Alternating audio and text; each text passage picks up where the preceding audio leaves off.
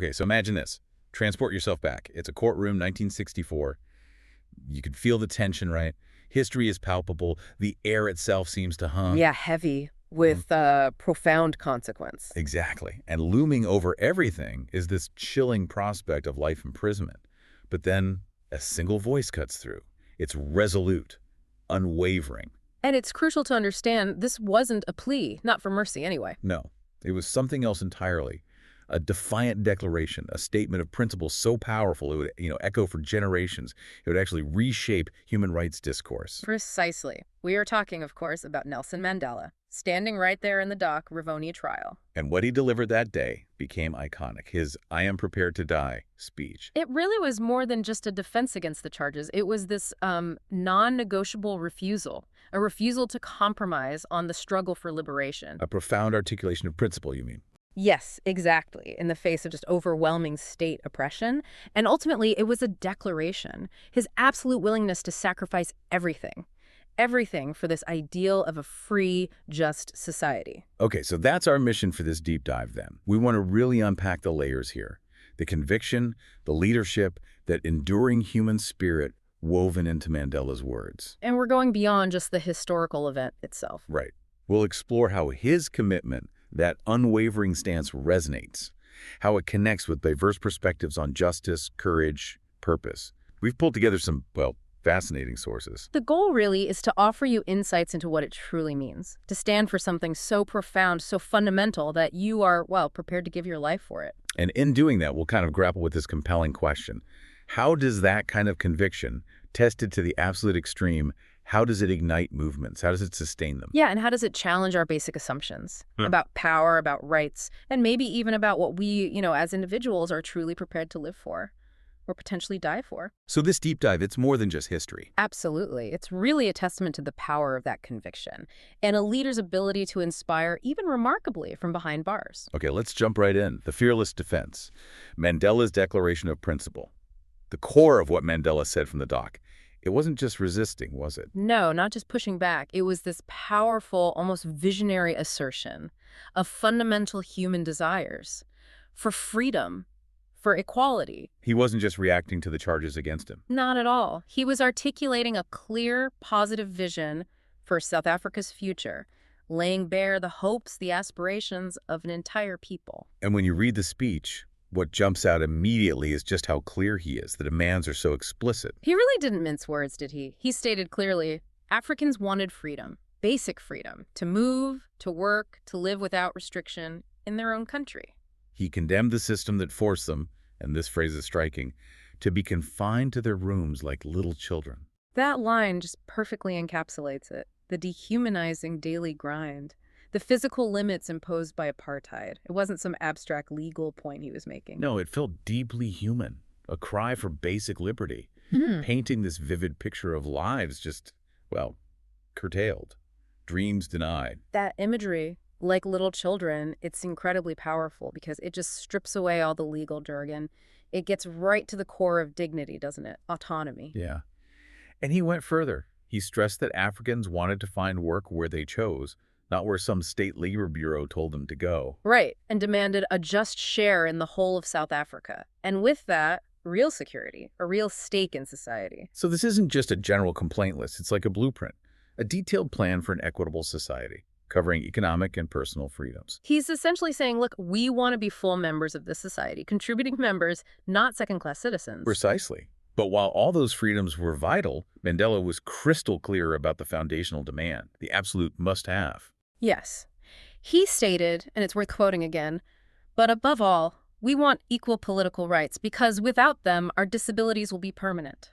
That's where he cuts to the absolute core. He understood it perfectly. Yeah. Without a voice in their own governance, without the power to shape their own laws, their own destiny, all those other freedoms, economic, social, movement. They could be granted one day? And then just snatched away the next by a hostile power. Yeah. Exactly. Without political equality, his people would be stuck. Perpetual subjugation, always dependent on the whims of others. It was the cornerstone, non-negotiable, for true liberation. Absolutely. And here's where it gets, I think, really fascinating. It shows his strategic mind. He didn't avoid the elephant in the room. You mean the fear? Yes. Yeah. He directly addressed the fear that he knew was gripping the white minority. He acknowledged it. Their fear of African enfranchisement. He knew that a democratic South Africa meant an African majority vote. But he didn't just acknowledge it and leave it there. No. He asserted that this fear, however real, cannot be allowed to stand in the way of the only solution which will guarantee racial harmony and freedom for all. So he wasn't dismissing their fear entirely. Not dismissing it, but putting it in perspective, arguing that their short-term worry was, frankly, insignificant compared to the greater inevitable good for everyone. In the long run, he was offering a vision where justice benefits all. Which connects to the broader picture of his leadership, doesn't it? This vision of a truly inclusive society. Yes, so insightful. Not about revenge, not about just flipping the power dynamic. He explicitly said his fight was against white domination and against black domination. That's crucial, not replacing one oppression with another. This was about universal liberation, a concept that just transcended race. He cherished the ideal, he said, of a democratic and free society in which all persons live together in harmony and with equal opportunities. That rejection of any domination, that's a hallmark of his legacy, isn't it? It signals this moral compass pointing towards true equality for every single person, regardless of background. And then we get to the climax, the words that echoed around the world, the words that give this deep dive its focus, his unwavering willingness to live for this ideal, to achieve it. But concluding with that profound statement. But if needs be, it is an ideal for which I am prepared to die. Chilling. And, you know, that wasn't just a rhetorical flourish. It wasn't casual. It was the ultimate commitment, a declaration of purpose he knew could cost him his life. A moment of absolute clarity, where personal fate and a national ideal just completely intertwine. Indeed. And if we want to really get the why behind that kind of unshakable conviction, Simon Sinek's work on starting with why is really helpful here. Right. Sinek's idea that people don't just buy what you do. They buy why you do it. And Mandela's speech is just a masterclass in articulating that fundamental why. His purpose, his cause, his belief in that democratic free society. So it wasn't just detailing what the equal rights. No, it was explaining why it was essential. For a just society, for human dignity itself. That clear moral why is what inspires. It endures. It lets people connect not just to the cause, but to him as a leader. So it really boils down to the underlying reason, the fundamental belief, not just the specific actions or tactics. Sinek also says, money, that's a result, not the why. And for Mandela, his why clearly transcended any personal gain, immediate political win, even his own safety. His focus was entirely on uplifting an entire people. A powerful example of prioritizing cause over immediate outcomes. Or self-preservation. It's a huge lesson in leadership, really, when your why is clear, deeply felt, morally resonant. Your what becomes this almost unstoppable force. Exactly. Capable of inspiring millions, even when the leader is silenced physically. It shifts the whole thing from transactional to transformational. Okay, so understanding that declaration, that immediate, profound moment, it kind of begs the question, doesn't it? How does a moment like that echo through history across different struggles? Because Mandela's fight, specific as it was to South Africa, taps into something universal, a human longing for dignity, equality. It spans centuries, continents. Which brings us to our next section, the foundations of justice and human rights, echoes across time. And what's truly fascinating is drawing parallels to other voices, indomitable voices who rose up against different kinds of oppression, often at immense personal risk. Like Sojourner Truth. Yes, absolutely. Think about it. 1853. Fourth National Women's Rights Convention. She delivers Ain't I a Woman? She walks into that room, and our source describes her as combining the two most hated elements of humanity, being black and being a woman. In that era, unimaginable hostility. Exactly, a jeering mob. Yet she stood there, calm, dignified, resolute, demanding rights not as a plea, but as undeniable truth. Just her presence, her courage to be there, let alone speak, was revolutionary. And her words, apparently delivered off the cuff, were like thunder. Simple, unadorned power. Women don't get half as much rights as they ought to. We want more, and we will have it. That's not a polite request, is it? Not at all. It's a non-negotiable demand for fundamental justice. And then her really profound declaration. Only the black woman can say, when and where I enter, in the quiet, undisputed dignity of my womanhood, then and there, the whole Negro race enters with me. Wow. That highlights the intersectionality of it all, doesn't it? Perfectly. It shows how one person's courage, demanding dignity for herself and her specific identity, impacts an entire group's fight. Her individual defiance became a collective step forward. And we see that shared dream, that aspiration for a harmonious, equitable society, echoed so powerfully in Martin Luther King Jr.'s I Have a Dream speech, just a decade after Mandela's trial. Right. Like Mandela, King spoke of transforming that heat of injustice, sweltering with the heat of oppression, into an oasis of freedom and justice. His vision of a nation where children are judged by character, not skin color. Both leaders, different contexts, but deeply connected struggles, articulating this fundamental human desire for a just, inclusive future, imagining a world beyond their immediate, brutal realities. They both understood the goal wasn't just tearing down oppression. No, it was building something better, more humane, in its place. Yeah. Beyond these really powerful declarations, our sources also show other paths, other ways people fought. Legal and political pathways to equality, different battles, different strategies maybe. But always that same underlying commitment, unwavering, to fairness, human rights, just like Mandela. Consider Ruth Bader Ginsburg. Yes, her strategic, persistent fight for women's equality in the U.S. legal system. It's a fascinating contrast in method to the direct activism of Mandela or King. She wasn't leading marches. No, she was meticulously dismantling discriminatory laws, piece by piece, argument by argument. Her core point, again and again, sex, like race and national origin, is a visible and immutable biological characteristic that bears no necessary relation to ability. She used the system itself, the tools of the establishment. Exactly, to systematically take apart discriminatory practices, challenge those deep societal norms, changing legal precedent, and eventually changing social understanding. And she played the long game, with incredible foresight, it seems. Absolutely. Her belief that the Supreme Court couldn't take giant strides without backlash, but could strategically reinforce or signal a green light for a social change, that's so telling. A careful, calculated approach, incremental, within the institution. A kind of judicial sagacity, recognizing the power of precedent, subtle influence, and her famous bench dissents. That was another form of fearless advocacy. Using the system's own mechanisms to signal that a majority opinion was profoundly misguided. Right, not just disagreeing, but drawing immediate public attention, pointing out flaws in judicial reasoning, planting seeds for future challenges, shifting public opinion. It raises this important point about how leaders navigate power structures for justice, doesn't it? It does. And Theodore Roosevelt offers yet another angle, his commitment to justice for the whole nation.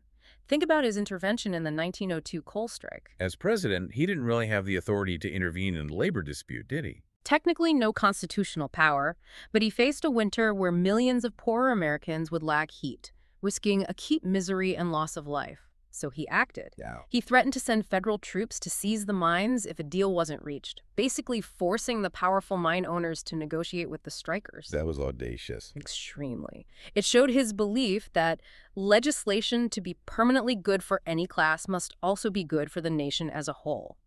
He challenged powerful interests, even exceeding traditional authority for the common good, public welfare. It was pragmatic, but driven by moral conviction. So we have Mandela's fiery declaration, King's nonviolent marches, Ginsburg's strategic legal battles, Roosevelt's decisive executive action, all driven by justice, but executed so differently. But then you have someone like Demosthenes, the ancient Greek orator. From the 4th century BCE. Right. He reminds us that words alone, no matter how powerful, aren't always enough. He argued about the uselessness of opposing Philip with words and not with deeds, defending the Greek cities against King Philip of Macedon. That's a crucial point. And it connects back to Mandela's own path, doesn't it? Deeply. His speech was powerful rhetoric, a masterpiece even, but it was part of a larger movement, a movement that, after exhausting nonviolent options, embraced decisive action, armed struggle through canto wisizwi. So Demosthenes highlights that critical transition, from articulating ideals to the will to act. Exactly. Recognizing that real change often demands more than just powerful words. It demands courageous, sometimes unpopular, even dangerous deeds. Mandela's willingness to be prepared to die wasn't just about the words in that speech. It was about the actions that led him there, and the commitment that would endure for decades. Which brings us to maybe one of the most astonishing parts of his story. Sustaining conviction in the face of imprisonment and suffering. It's one thing to stand in court and declare you're willing to die. It's quite another to live through 27 years, 27 long years of brutal imprisonment for that ideal. The sheer magnitude is almost unimaginable, a true test of the human spirit's limits. It wasn't a quick sacrifice, it was prolonged, grinding, testing his resolve every single day. How do you keep purpose when decades stretch out, bleak, often in solitary? It wasn't just about survival, it was about somehow thriving internally, keeping that flame of his ideals alive when everything outside tried to extinguish it. So how? How do you maintain hope, purpose, for decades in those conditions? This brings us to the power of meaning in adversity. And Viktor Frankl's insights from Man's Search for Meaning are incredibly relevant here. Written from his experiences in Nazi concentration camps, finding meaning in the darkest places imaginable. What's so profound about Frankl's work? His observation that optimism is not something that can be commanded. You can't just order yourself to be optimistic in hopeless situations. It doesn't work like that. So what did he emphasize instead? An active approach to life, where you tear off one page of the calendar after another, not in despair, but by actively making notes, accumulating the riches of one's life. Even if those riches are just small observations, internal thoughts. Yes, or small acts of resistance. Collecting, valuing every moment, every experience, even horrific ones, for what it could teach, for the meaning it could still hold. For Mandela, maybe that was secret communications, teaching fellow prisoners, or just maintaining dignity reading, writing when possible. Actively creating meaning then, imposing purpose on a reality designed to strip you of it, even when suffering is forced on you. Frankl's takeaway that, after all the suffering, there was nothing he needed to fear except his God, speaks to that transcendent courage. It resonates with Mandela's situation, finding an internal freedom, an inner core that no prison can touch. An assertion of self beyond physical walls. And this idea of indomitable mental resilience, inner freedom, it echoes the Stoics, doesn't it? Seneca particularly. His advice to think on death as thinking on freedom. Exactly. He who has learned to die has unlearned slavery. It sounds morbid, but it's a radical shift in perspective on fear. If you accept the ultimate loss, death, what else can truly enslave you? He emphasized maintaining an indomitable soul amidst suffering, enduring hardship with cheerfulness and fortitude. The wise person, Seneca said, escapes necessity because he wills to do what necessity is about to force upon him. It's a proactive mental stance, reclaiming agency even when facing the inevitable. For Mandela, choosing to endure, choosing to hold on to his principles, that was an act of profound, active will. Transforming imprisonment from punishment into a platform for defiance. A truly powerful concept. Willing what's necessary, even if forced upon you, to regain inner freedom. But enduring this isn't just stoicism, is it? Our sources also mention vulnerability as a source of courage. Right. Brené Brown's research, it seems counterintuitive, doesn't it? Thinking about unwavering conviction, iron will, you'd expect in vulnerability. It raises that almost paradoxical question about true strength. Brown argues vulnerability isn't weakness. It's the birthplace of love, belonging, joy, courage, empathy, and creativity. She suggests our rejection of vulnerability, linking it to fear, shame, uncertainty. Actually stops us from tapping into these core human experiences, the things that fuel real resilience. So maybe true courage, like Mandela's, comes not from suppressing vulnerability, but accepting it, being willing to show up, be seen, feel deeply, even when it hurts. So acknowledging fear or shame, rather than burying it, allows courage to emerge. Brown's concept of shame resilience offers a path. She stresses it's not what you do, it's why you do it that makes the difference, highlighting intention, authenticity in hard times. For Mandela, enduring decades of prison, the threats, the public shame of being called a terrorist, his why, that commitment to justice, was his compass. It allowed him to be vulnerable to the suffering, feel the pain without being broken by shame or hopelessness, leaning into purpose when everything else is gone. And this isn't just about grand historic struggles. No, or political prisoners. Russell Conwell's Acres of Diamonds lecture, while mostly about economic opportunity, also shows how personal suffering forges character. He spoke of his bitter humiliation at Yale, extreme poverty, feeling ashamed. That pain, though, ultimately led to a marvelous result later in his life, shaped his perspective, his empathy. It shows how personal struggles, navigated with resilience and a search for meaning, can forge character, lead to achievements, echoing that transformative power of adversity, just on a different scale than Mandela's. Absolutely. The lesson seems to be that perceived weaknesses, failures, setbacks, with the right perspective and conviction, they can become catalysts for our greatest strengths, our most profound impact. It's like taking the raw, painful material of suffering and refining it, almost alchemically, into something powerful, purposeful, serving a greater good. An alchemy of the spirit, really, transforming the internal landscape. Allowing individuals to emerge with that indomitable soul, as Seneca put it, unbowed. And Brené Brown's focus on why you do it is key for that shame resilience, enduring trials not just physically, but psychologically, spiritually intact. Mandela's refusal to be psychologically conquered, despite relentless pressure, is a testament to that inner strength. And think about the implications for anyone facing long-term challenges. The small daily acts of perseverance, maintaining conviction when no one's watching, they're just as vital as the big declarations. Conwell's experience at Yale, though different, underlines it.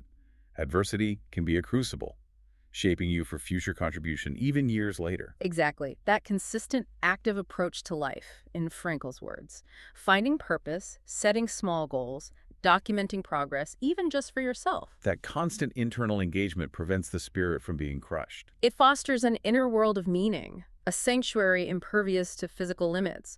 That self-generated meaning lets hope flicker, even grow in the darkest places. So whether it's a political prisoner, a struggling student, anyone in a prolonged battle, the journey through humiliation or suffering, met with conviction and meaning-seeking, doesn't just happen to you. It transforms you, reshapes, strengthens, prepares you, leveraging the very things meant to break you into building blocks for your future. And what's striking in all these accounts, Mandela, Frankl, Seneca, Brown, is the profound self-awareness.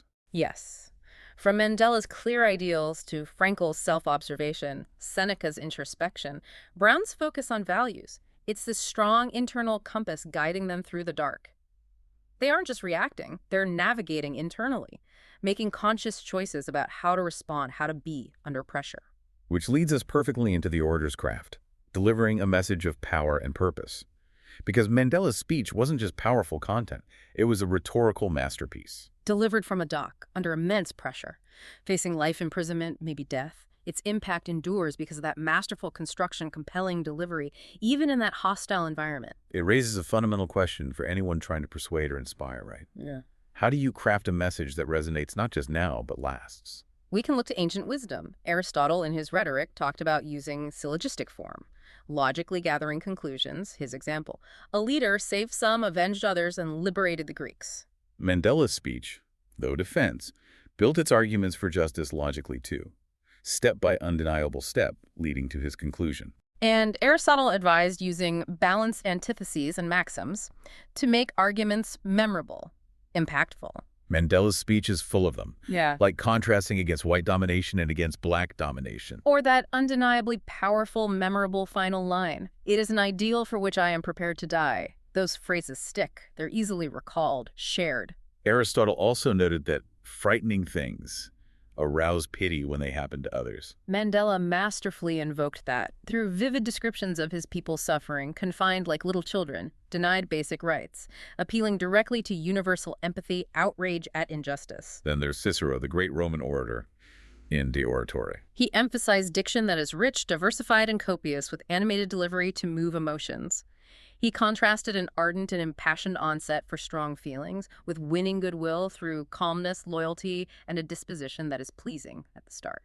Mandela's calm yet resolute tone, facing judgment, potential death sentence, exemplifies this. His controlled delivery, even as his words carried revolutionary weight, amplified his sincerity, conviction.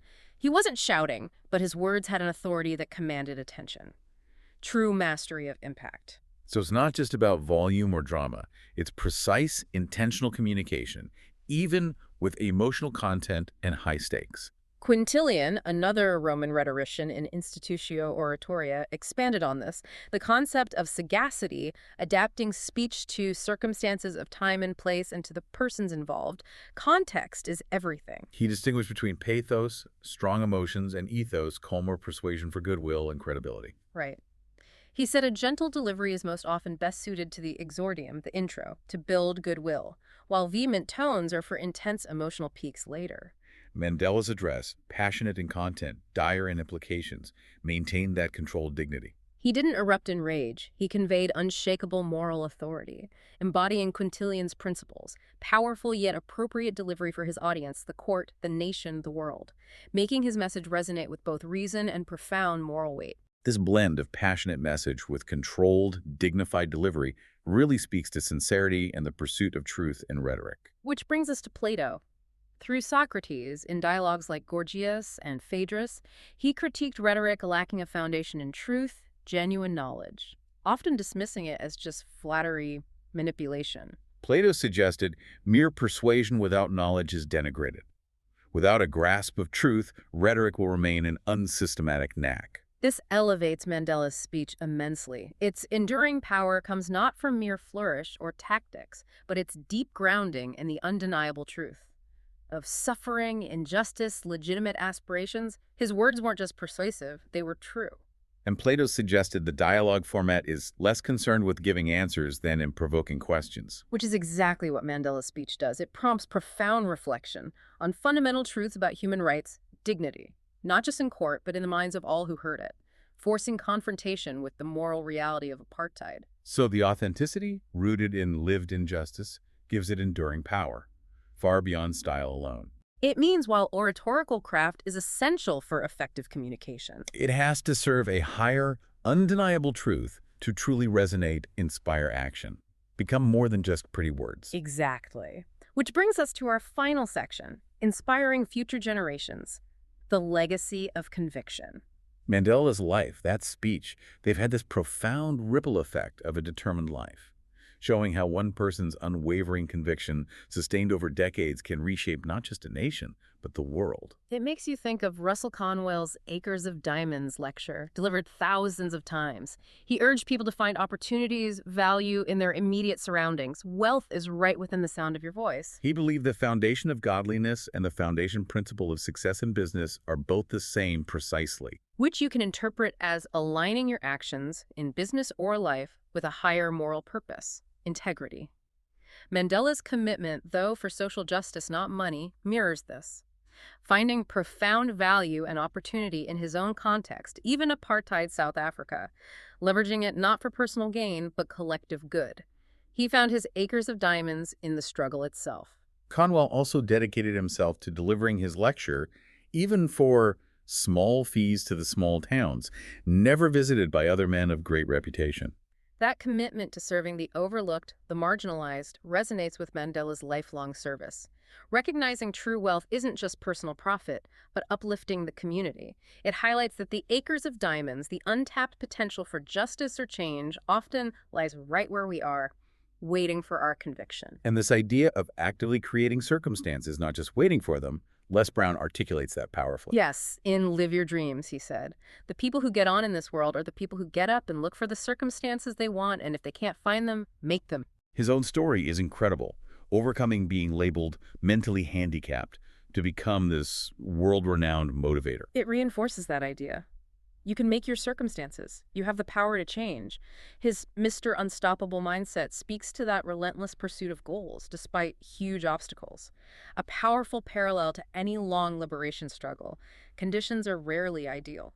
Make your circumstances. That's a defiant call to action, isn't it? Don't wait for permission or perfect conditions. Forge your path. Bend the world towards a higher purpose. Which connects to Earl Nightingale's advice from The Strangest Secret. He urged, do a little more than you have to, more than you're being paid for. Unless you do more, you can't hope for or justify an increase. And crucially, try each day to find some way in which the work you're doing can be improved. That ethic of going beyond expectations, continuous incremental growth, even in small daily tasks, applies profoundly to long struggles, like the fight for justice, cultivating habits of excellence, proactive improvement, even against impossible odds. Those consistent efforts over time can lead to breakthroughs, an increase in income, as Nightingale put it, but meaning fulfillment, societal impact too. Exactly, like the sustained daily effort needed for a liberation movement to eventually win. So conviction isn't static, not just a belief or a one-off declaration. It's dynamic, active, requiring persistent effort, continuous self-improvement, unwavering focus. Which leads us to hope, action, and compassion, vital, interdependent parts of a lasting legacy. Tony Robbins, in Awaken the Giant Within and Unlimited Power, teaches about controlling your emotional state. focusing relentlessly on desired outcomes, not letting fears dominate. His idea of reframing misfortunes to reveal hidden advantages. A powerful psychological tool for resilience in long struggles. Not denying reality, but choosing how to interpret it empoweringly. For Mandela, prison could be reframed. Not an end, but a crucible, a platform, a symbol. Robin's core message: success isn't just about knowledge, it requires action. That necessary bridge between deep conviction and real change. You can have profound beliefs, clear vision, but without consistent, persistent action. They're just beliefs, powerless to change the world. And amidst all this action, perseverance, especially against dehumanizing systems, Kurt Vonnegut offers this crucial, almost tender perspective. Community, individual moral character. He reflected, what made life almost worth living for me was the saints I met. These were people who behaved compassionately and capably no matter what, and they could be anywhere. Wow.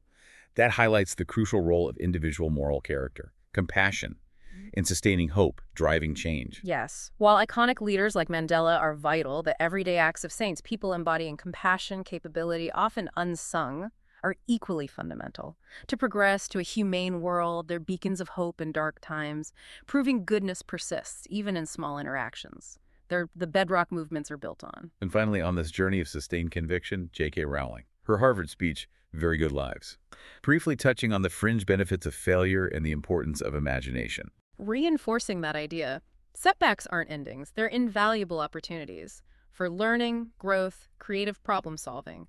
That perspective is essential for any long, hard struggle for justice, where initial paths are blocked and imagination is needed to conceive, implement new strategies for liberation. Wow, what a journey.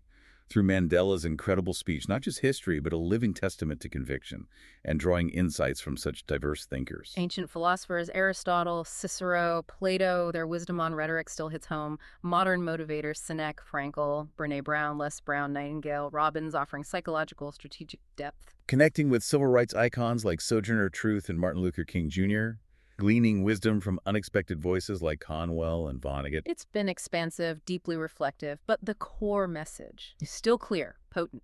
Mandela's willingness to die for that democratic, free society with equal opportunities, it stands as a timeless testament To the power of unwavering conviction, resilience against immense suffering, leadership that inspires generations. He literally put his life on the line for what he believed.